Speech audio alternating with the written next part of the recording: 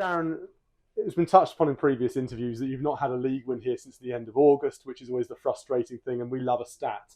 For yourself coming in here, it wasn't a disappointing performance. Disappointing result, but not a disappointing performance. I think it was a disappointing draw.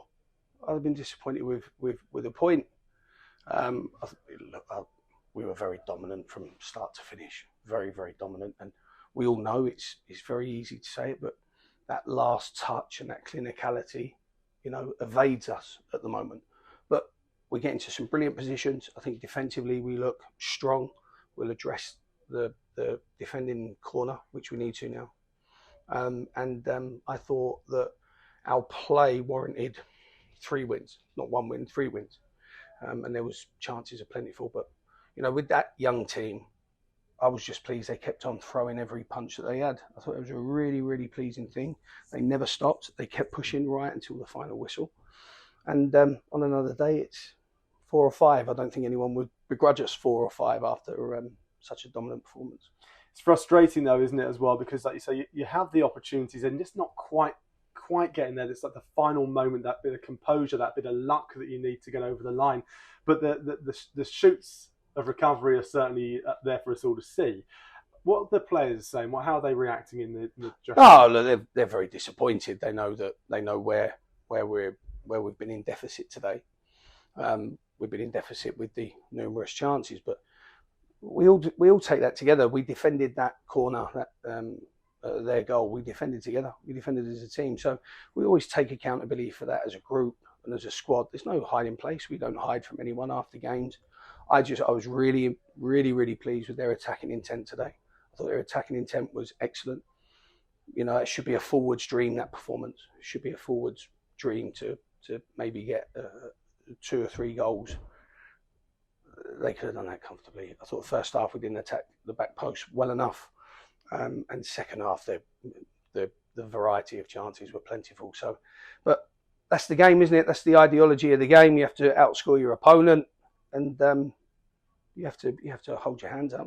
They've taken 1 restart, and we've failed to execute all the number of chances we had. But again, I was pleased with their attitude and energy. I thought it was great, and their attacking intent. Some of the better football that we've seen here.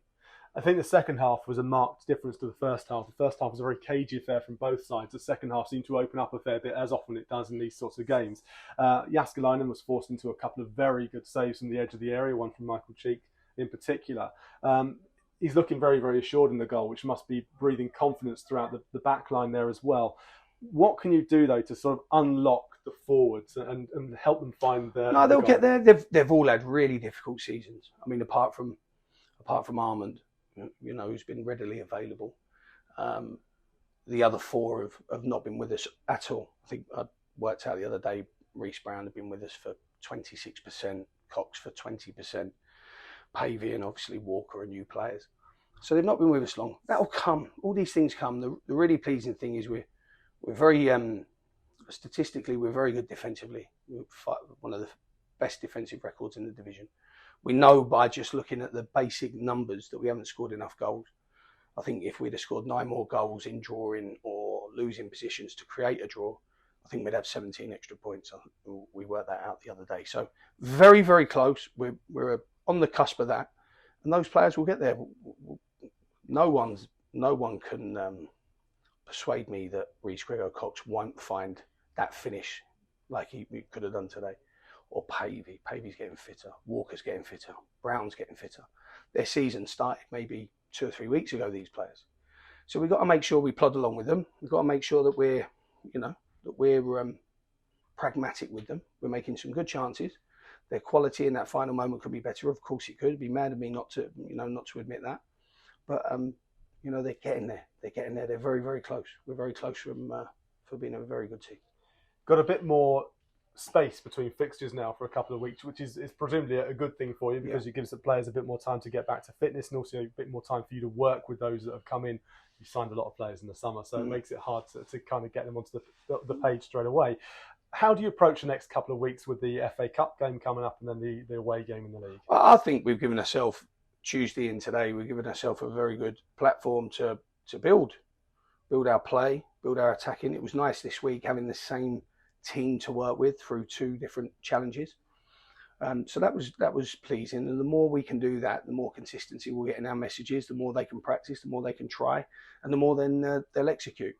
We know once we're fully fit and our quota is, full again, Kellerman, Anderson, Oyelekis, Habigams, Corbo, we'll have a very, very strong squad, and then then that will be time to press the button and really, really push on. But we've stayed competitive.